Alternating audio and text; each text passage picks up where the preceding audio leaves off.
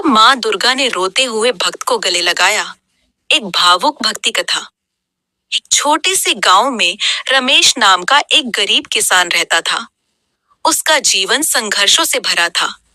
थोड़ी सी जमीन, टूटी हुई झोपड़ी और घर में बीमार माँ, यही उसकी दुनिया थी।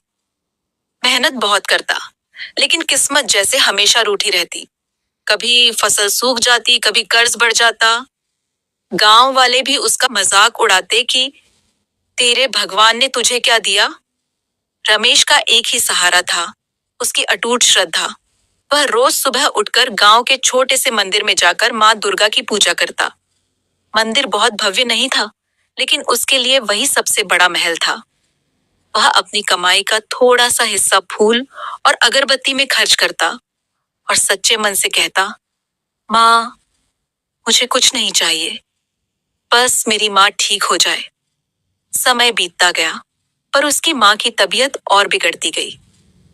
एक दिन डॉक्टर ने साफ कह दिया कि इलाज के लिए पैसे चाहिए, नहीं तो बचाना मुश्किल होगा। रमेश के पास कुछ भी नहीं था। उसने रिश्तेदारों से मदद मांगी, लेकिन सबने मना कर दिया। वह पूरी तरह टूट चुका था। उस रात वह मंदिर गया।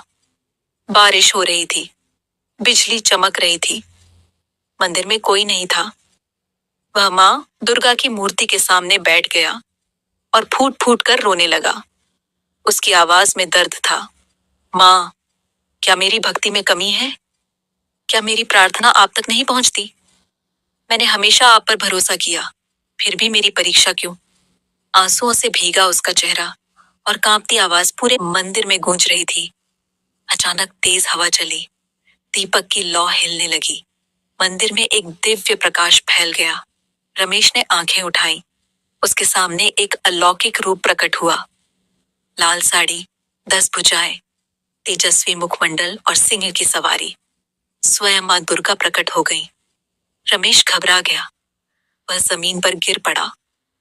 उसकी आंखों से आंसू बह रहे थे।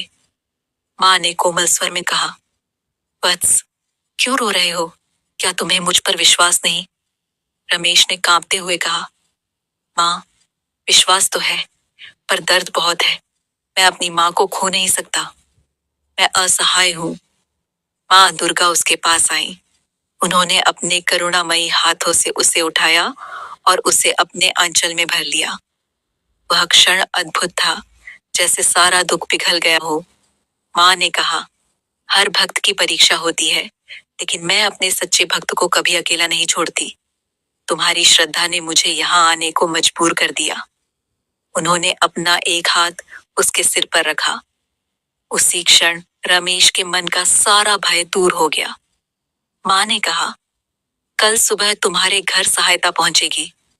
तुम्हारी माँ स्वस्थ होगी, लेकिन याद रखना, संकट में धैर्य और विश्वास सबसे बड़ी शक्ति है।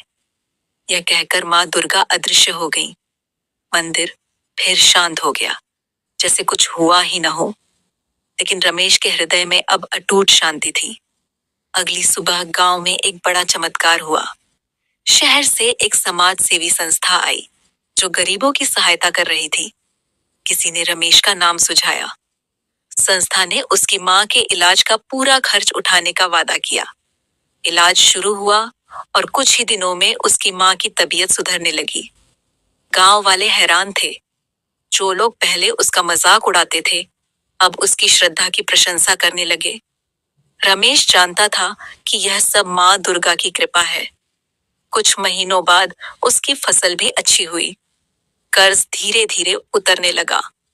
लेकिन सबसे बड़ी बात यह थी कि अब उसके मन में कभी निराशा नहीं आती थी। उसे याद था वह रात जब माँ दुर्गा ने उसे गले लगाया था। उसने मंदिर की मरम्मत करवाई और रोज वहां दीप जलाने लगा। वह हर किसी से कहता, माँ को सच्चे मन से पुकारो, वे जरूर सुनती है। देर हो सकती है, लेकिन अंधेर नहीं। इस कथा से हमें यही सीख मिलती है कि जब जीवन में दुखों का अंधेरा छा जाए, तब विश्वास का दीपक बुझने नहीं देना चाहिए। माँ दुर्गा केवल शक्ति की देवी नहीं, बल्कि ममता और करुणा की साक्षात मूर्ति है।